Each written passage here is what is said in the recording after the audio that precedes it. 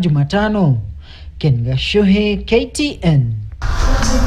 Familia ya polisi wa akiba kutoka Isiolo, James Lojoril Leripanai, ambaye alitoweka katika mazingira yasiyoeleweka wiki moja iliyopita, imelalamikia ulegevu wa vyombo vya usalama katika kubaini alipo ndugu yao.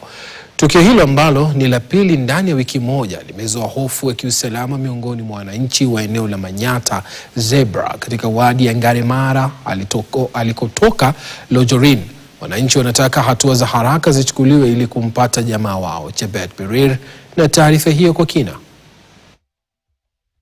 Mke wa James Lojoril, Ngimat Loumwa, anafadhaika. Anasema polisi hawajatoa taarifa yoyote kwa familia kuhusu uchunguzi wa alipo mume wake ambaye alitoweka mjini Isiolo mnamo Desemba tarehe 23 akiwa pamoja na mwalimu wa shule ya sekondari John Lopulo ambaye aliachiliwa huru baada ya siku 3. Sasa tangu hiyo siku yote hakuna habari yoyote ama mabadiliko tumepata.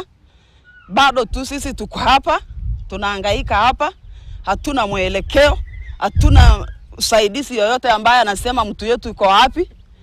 Kwa sababu tungekuwa tumepata habari, at least tungekuwa tumeridhika.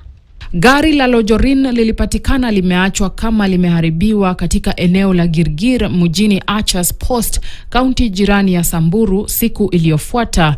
Simu zilizoharibiwa za wanaume hao wawili zilipatikana ndani ya gari hilo. Tafadhali tu naomba mrudishe kotini afanye kesi yake, kama amekosea mtuambie tu mali yako. Kwa sababu sisi tunatarajia kurudi shule na hakuna mtu atatusaidia. Nani atatupeleka shule? Tafadhali turudishie babangu kwa sababu ni tegemeo letu. Imebainika kwamba kabla ya kutekwa nyara, Lojoril alikuwa ameripoti kwa polisi kuwa alikuwa akipokea vitisho kutoka kwa chifu wa eneo hilo. Vitisho hivyo vinadaiwa kuhusishwa na mgogoro wa ushuru unaokusanywa kutokana na uvunaji wa mchanga. James hajai gusa hata kitu ya mtu. Yeye anafanya kazi kwa ustadi na yeye anakataa mambo ya wizi. Labda hiyo kitu ndio imefanya yeye kuliwa, kwa sababu kuna watu ile watu sasa wameanza kushikwa, wanatafutwa. Hata sisi ni watu ambao wanahusika na mambo ya usalama. Sio mzuri watoto wake wahangaike alafu nyinyi mnafurahi. Sisi tunataka tu ako wapi. Kama ni serikali imeficha, tunataka akuje.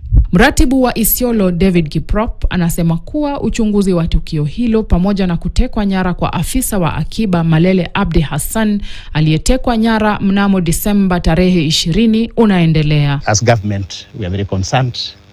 We will leave it to the relevant investigating agencies to do their job. Chebet Birir, KTN, Nairobi. Bila shaka ni kilio cha familia